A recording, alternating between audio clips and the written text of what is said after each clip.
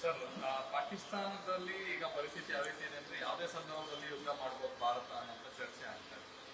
So ಪಾಕಿಸ್ತಾನದ ಸಚಿವರು ಹೇಳಿದ್ದಾರೆ 36 ಗಂಟೆಯಲ್ಲಿ ನಮ್ಮ ಭಾರತದವರು ನಮ್ಮ ಮೇಲೆ ಯುದ್ಧಕ್ಕೆ ಬರ್ತಾರೆ. ಕೇಂದ್ರ ಸರ್ಕಾರ ಯುದ್ಧ ಮಾಡುವ ಯಾವುದೇ ವಿಚಾರವನ್ನ ಇದುವರೆಗೂ ಪ್ರಸ್ತಾಪ ಮಾಡಿಲ್ಲ. ಬಹುಶಃ ಕಾಂಗ್ರೆಸ್ನವ್ರು ಹೇಳಿರ್ಬೇಕು ಪಾಕಿಸ್ತಾನದವರಿಗೆ ಯುದ್ಧ ಮಾಡ್ತಾರೆ ಅಂತ. ಅಂದ್ರೆ ಯುದ್ಧ ಅನ್ನೋದು ಎಷ್ಟು ಪಾಕಿಸ್ತಾನದವರಿಗೆ ಭಯ ಹುಟ್ಟಿಸಿದೆಯೋ ಅನ್ನೋದು ಇದರಿಂದ ಗೊತ್ತಾಗತ್ತೆ. ಈಗಾಗಲೇ ಅವರ ಪ್ರಧಾನಮಂತ್ರಿಗಳು ನಾವು ಯುದ್ಧಕ್ಕೆ ರೆಡಿ ಇಲ್ಲ ಅನ್ನೋದನ್ನು ಹೇಳಿದ್ರು. ಮೊದಲು ಇನ್ವೆಸ್ಟಿಗೇಷನ್ಗೆ ರೆಡಿ ಇಲ್ಲ ಅಂದವರು ಇನ್ವೆಸ್ಟಿಗೇಷನ್ ಮಾಡಬಹುದು ಅಂದ್ರು. ಅಂದ್ರೆ ಇದೆಲ್ಲ ISIನ ತಂತ್ರ ಅನ್ನೋದು ಈಗ ದೇಶಕ್ಕೆ ಅರ್ಥ ಆಗಿದೆ.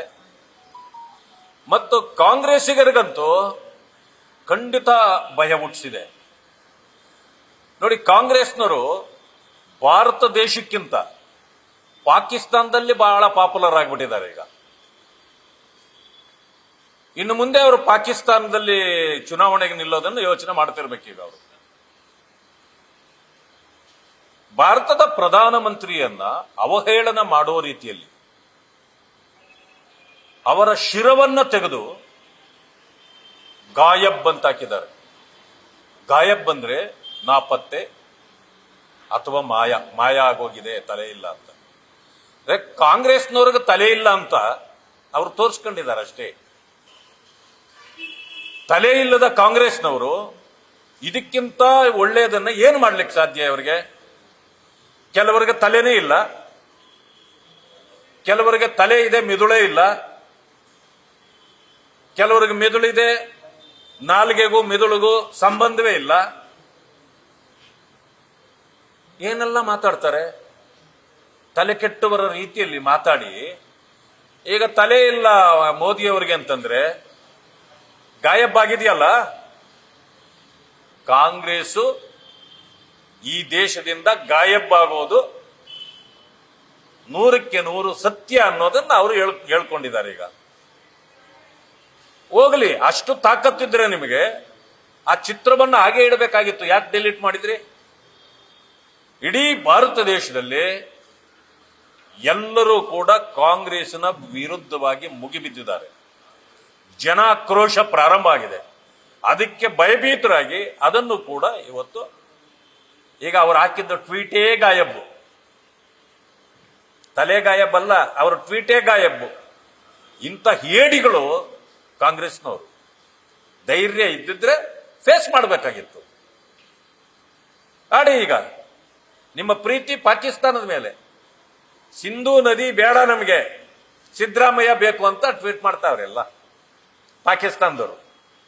ಸಿದ್ದರಾಮಯ್ಯನವರು ಅಲ್ಲೆಲ್ಲೋ ಜಾಗ ಹುಡುಕ್ತಾ ಇರಬೇಕು. ಯಾಕಂದ್ರೆ ಮೂಡ ಸೈಟ್ ಇಲ್ಲಿ ಸಾಕಾಗಲ್ಲ. ಈಗ ಅಲ್ಲಿ ಪಾಕಿಸ್ತಾನದಲ್ಲಿ ಯಾವ್ದಾರ ಸೈಟ್ಗಳು ಹುಡ್ಕೊಂಡು ಹೋಗ್ಬೋದು ಅವರು.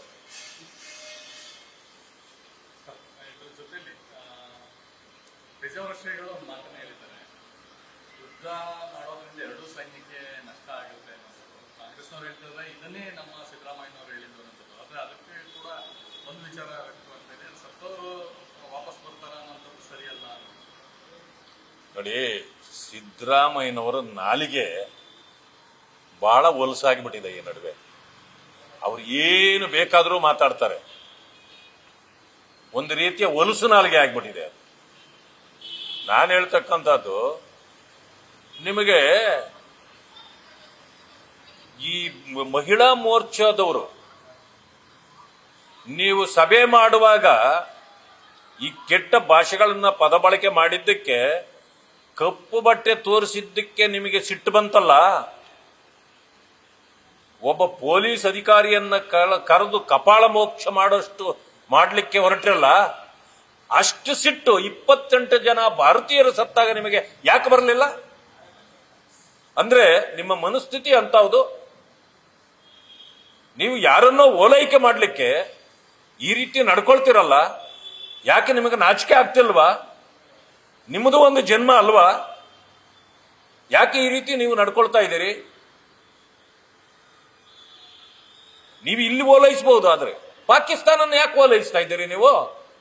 ಅಂದ್ರೆ ಪಾಕಿಸ್ತಾನದ ಜೊತೆಯಲ್ಲಿ ಸೇರಿ ಇಂಥ ದೇಶದ್ರೋಹದ ಚಟುವಟಿಕೆಗಳನ್ನ ಕಾಂಗ್ರೆಸ್ನವರು ಮಾಡ್ತಿದ್ದಾರಾ ಅನ್ನೋ ಅನುಮಾನ ನಮಗೆ ಬರ್ತದೆ. ಈಗ ಏನು ಈ ಪಾಕಿಸ್ತಾನಕ್ಕೆ ಕೆಟ್ಟ ಚಟ ಇದೆಯೋ ಅದರಲ್ಲೂ ಕಾಂಗ್ರೆಸ್ನ ಪಾಲು ಇದೆ ಅನ್ನೋದನ್ನ ನಾವು ಹೇಳ್ಬೇಕಾಗತ್ತೆ. ಇನ್ನ ಯಾಕಂತಂದ್ರೆ ನಿಮ್ಮ ನಡವಳಿಕೆ ಆ ರೀತಿಯ ಅನುಮಾನಗಳನ್ನು ಹುಟ್ಟಿಸ್ತಾ ಇದೆ.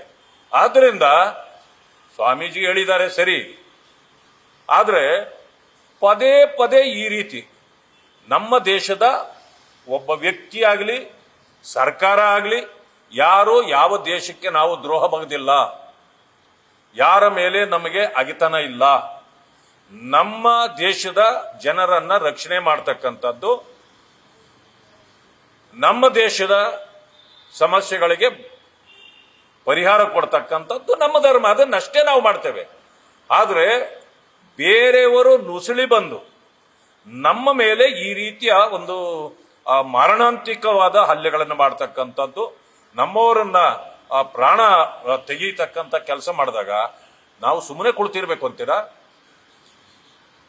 ಈಗ 150ಕ್ಕೂ ಹೆಚ್ಚು ದೇಶಗಳಿಗೆ ಪಾಕಿಸ್ತಾನ ಮಾಡತಕ್ಕಂಥ ಈ ಅನಾಚಾರದ ಬಗ್ಗೆ ಈಗ ಮನವರಿಕೆ ಆಗಿದೆ.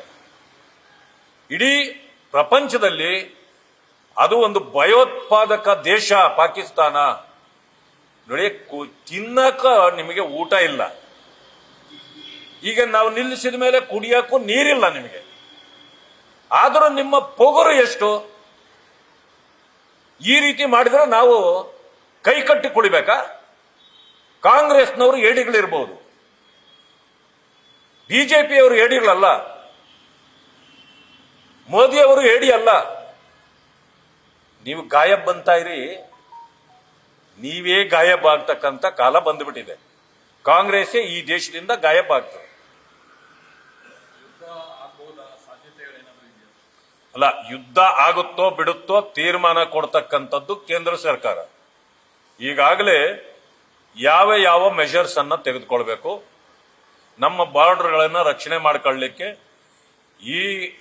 ಈ ಹತ್ಯಾಕಾಂಡಗಳನ್ನು ಹತ್ತಿಕ್ಕಲಿಕ್ಕೆ, ಈಗ ಭಯೋತ್ಪಾದಕರನ್ನ ಒಳಗಡೆ ಬಂದವರನ್ನ ಸದೆಬಡಿಯಲಿಕ್ಕೆ ಏನೆಲ್ಲ ಮಾಡಬೇಕು ಕ್ರಮಗಳನ್ನ ಜರುಗಿಸ್ತಕ್ಕಂಥ ಕೆಲಸವನ್ನ ಮಾಡ್ತಿದ್ದಾರೆ. ನಮ್ಮ ವೈರುತ್ವವನ್ನ ನೀವು ಈ ರೀತಿನೇ ಬೆಳೆಸ್ತಾ ಹೋದ್ರೆ ಪಾಕಿಸ್ತಾನಕ್ಕೆ ತಕ್ಕ ಶಾಸ್ತಿ ಮಾಡಲೇಬೇಕಾಗತ್ತೆ. ಯುದ್ಧ ಮಾಡುವ ಅನಿವಾರ್ಯತೆ ಬಂದ್ರೆ ಈ ದೇಶ ಮೋದಿಜಿಯವರ ಜೊತೆಯಲ್ಲಿ ನಿಲ್ತದೆ. ಕಾಂಗ್ರೆಸ್ನವರು ನಿಲ್ಲಲಿಲ್ಲ ಅಂದ್ರೂ ನಮಗೇನು ಚಿಂತೆ ಇಲ್ಲ. ಧನ್ಯವಾದ. ನ್ಯೂಸ್ ಫಸ್ಟ್, ನಿರ್ಭೀತಿಯಿಂದ ನಿಮ್ಮ ಪರವಾಗಿ.